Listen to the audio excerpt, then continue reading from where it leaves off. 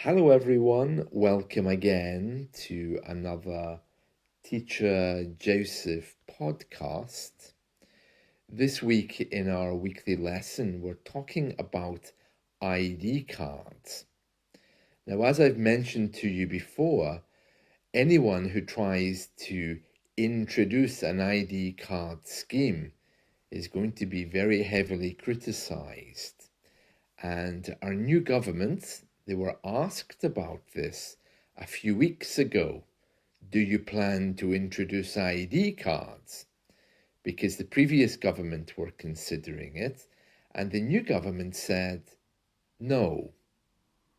But in the King's speech, which, as I mentioned to you a few days ago, took place, I think it was last week, they are actually planning to bring in something, but it's something which is optional because they know that many of us don't want or don't like the idea of being looked at or examined by the government. And then, of course, there's always the question of whether it's legal. Is the government allowed to hold a database with all of our information? Well, if they really wanted to find me, they will, whether they have a database or not. But let's read through today's story, which is from the Daily Star. It says, ID plot labelled creepy. So plot is a plan and labelled is simply a name. So you can say something like ID plan is named creepy. And creepy is the word we use when we think someone is watching us or something doesn't feel right about a person's behavior. So let's read through this story from the Daily Star. This is from today, which is Wednesday, the 25th of July. A plan to introduce digital IDs has been branded dystopian and creepy by campaigners. Branded just means named also. To brand something is when you get a bit of iron and you put the iron in a hot fire and then you use that heat to put a name or a symbol on an animal, on a person, or in a place using that hot iron. But we also use it to talk about naming things. A plan to introduce digital IDs has been branded dystopian and creepy by campaigners. The government has brought about proposals for an optional system which will see IDs being used for a range of services, from buying age-restricted content to collecting parcels. But the campaign group called Big Brother Watch said the convenience of digital IDs is hiding something much bigger, which would take us into a data-driven dystopia. When it comes to ID, people must have a choice between digital IDs and normal IDs, like passports. Yeah, this is very interesting. So what it's saying here, this campaign group, is not saying that they're against this exactly, but they are saying that people must have a choice not to be watched digitally. Yeah, because the last government was saying that a digital ID might be the way forward. And of course, many countries are saying that. So I think it's only a matter of time before this comes in. And one way they might be able to do it is by calling it digital, and not giving us a bit of paper. But it's still very, very controversial.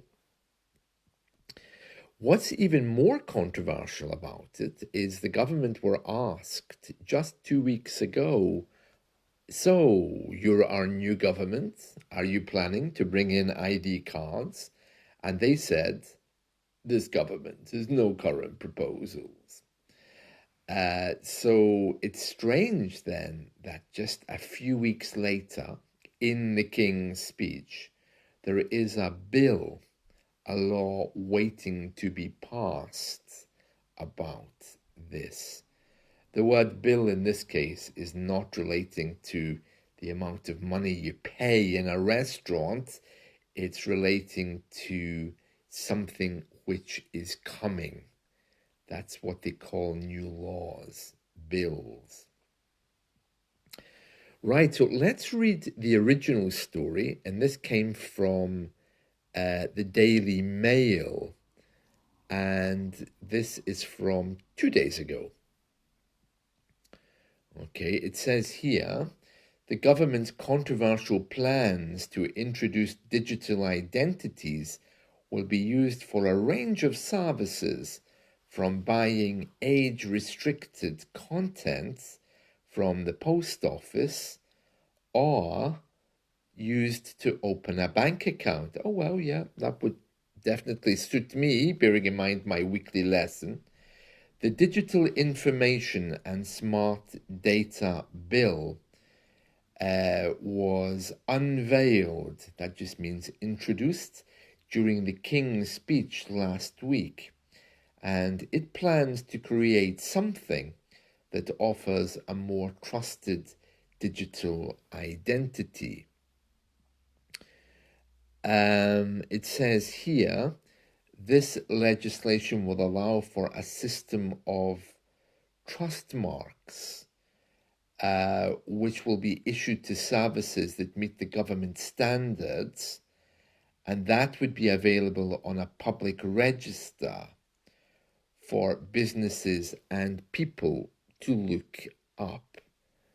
Okay, well, that's not saying that people would need to use it. And then it says, the digital ID system will not be compulsory. People will still be able to use physical documents to prove their identity.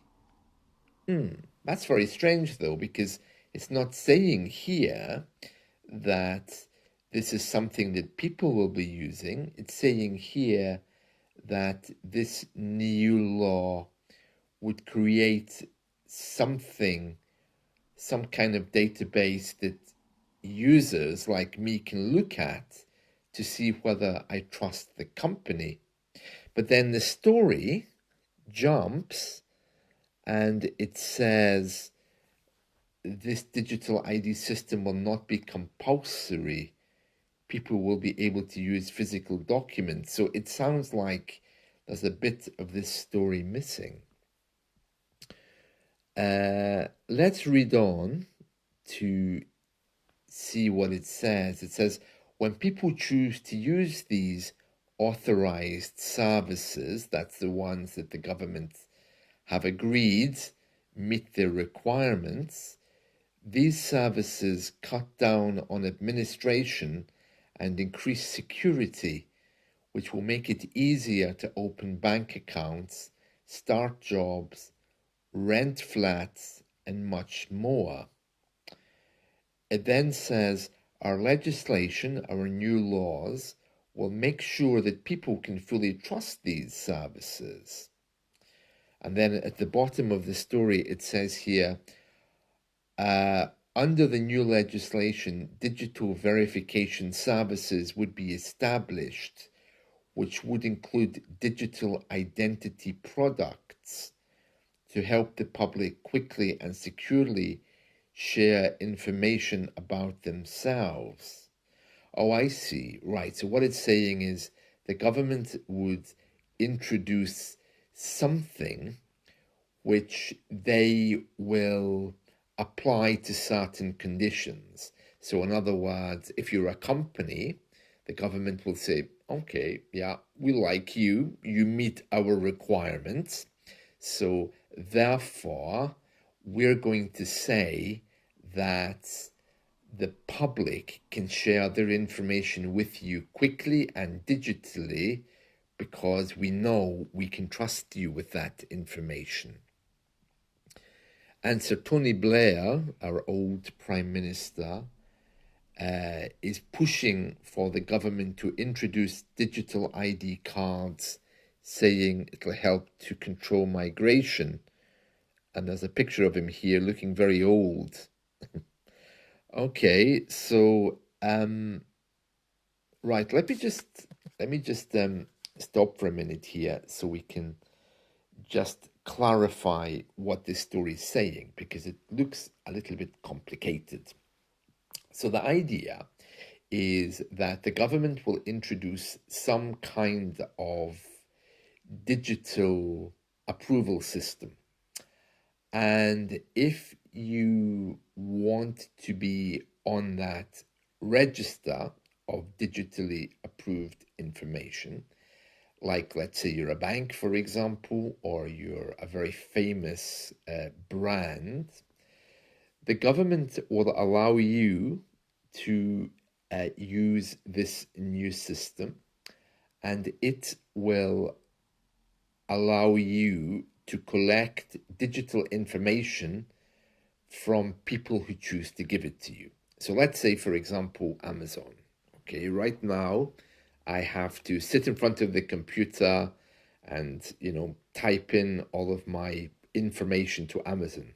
Okay, if I'm setting up a new account. Yeah, I don't have an ID card, so I have to, tell it where I live, and I think you probably have to do that as well. So under the new government proposals, if Amazon is given permission from the government, then all I have to do is to presumably type in a code or a number, and my personal details will be automatically transferred to Amazon. And with other companies that I trust, my information will be automatically given. Yeah, it says here the idea has been called creepy. Yeah, that's what we were saying a moment ago. And then it goes on to say that opponents to this, they're saying that this is a really creepy government plan to track you from the moment you're born until you die. And we have an expression for that. It says here, the digitalized ID scheme is creepy and it will track you from the cradle to the grave. And again, this campaign group Big Brother Watch, we mentioned that a moment ago, it immediately condemned Sir Tony for reviving failed proposals for an intrusive mass digital identity system and a database state. Yeah, we've always been very against that. I think it's because of the 1970s when a lot of movies came out about how the government track people. Probably that book 1984 by George Orwell also. So very interesting there, very interesting. So this is not going to go away because they know that to defeat identity fraud, at least they need to give us a digital ID card. That has to come in at some point. But carrying paper ID or anything on our body that's used to identify us, like a chip, is always going to be controversial. But if it's something that we choose to have, I can't imagine many people rushing away to get that. I mean, I wouldn't. It just doesn't feel right. It could make my life easier, and I wouldn't have to face bank employees, which would be nice, because it probably would mean greater access to do stuff online. But very interesting, isn't it? Very interesting. So, yeah, those are today's stories in the news, that this optional digital ID is going to be introduced. But I wouldn't worry about it just yet because it's only just being suggested. It has to battle its way through Parliament. It sounds like the opposition party, who was our government, will be agreeing to this, but yeah, it has to go through our upper chamber, and I'm sure there will be a lot of amendments and questions about it. So all they're bringing in then is a government-approved system which will allow us to share our information. But then the question is, yeah, but how do we apply for that digital ID card? And, you know, does it mean a department of the government set up to monitor who uses it? Well, there's all kinds of questions there. But very interesting, isn't it? Especially since we've been talking about digital IDs. I don't know how I feel about that. I mean, I think there's already some systems online, isn't there? It's kind of like, you know, that autofill system that they have, where if I go to a new website, Windows will automatically ask me if it's okay for it to complete the lines. I mean, it usually gets them wrong anyway. So yeah, it sounds like a more advanced version of that. But yeah. Well, elsewhere in our news today, the head of the army is saying that we need to be ready for war within 3 years. And it cited a long list of countries that it feels are about to create issues. So probably this is in the back of people's minds as well, because if that happens, obviously to have ID cards would be better. The last time, I think during World War II, ID cards were issued for rationing food. So I suppose it would help them to identify soldiers, maybe, or I don't know. I don't know what they're planning, but it looks like things are going to move quite fast. So who knows? I mean, I really get the feeling that they just don't know. You know, they say all these things, they're trying to bring them in because some people want them, but it looks innocent enough. I mean, it's saying here that it's just to protect buyers. And identity fraud here, as you can imagine, is a huge thing. But even if we had ID cards, people would just manipulate them or copy them, I suppose. But very interesting story, isn't it? Especially since we've been talking about ID cards this week. So this could be the beginning of an ID card system, but I don't know. I'm not sure people would be so interested in this. I certainly wouldn't be front of the queue rushing to get my digital ID, especially if I had to leave the house to get it. No, no. All right, well, that's it from me. I hope you've enjoyed this podcast of today. ID cards has been the subject of this week's weekly lesson. We have a couple of more days of that. So I hope you have a really peaceful day, whatever you choose to do. See you. Bye.